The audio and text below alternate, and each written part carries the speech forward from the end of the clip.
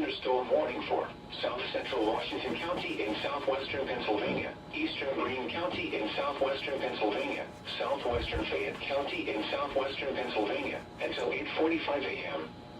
At 8:08 a.m., a severe thunderstorm was located over Fairdale, or 11 miles east of Waynesburg, moving east at 25 miles per hour. Hazard, 60 miles per hour wind gusts and penny-size hail. Source, radar indicated.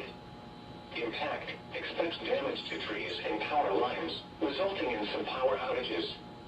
Locations impacted include Uniontown, Waynesburg, Massentown, Fredericktown, Millsboro, Fairdale, Jefferson Borough, Point Marion, Fairchance, Isabella, Smithfield, Deanston, and Bobtown.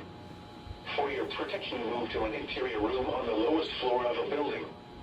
Please report severe weather by calling 412-262-1988, posting to the National Weather Service Pittsburgh Facebook page, or using Twitter at NWS Pittsburgh.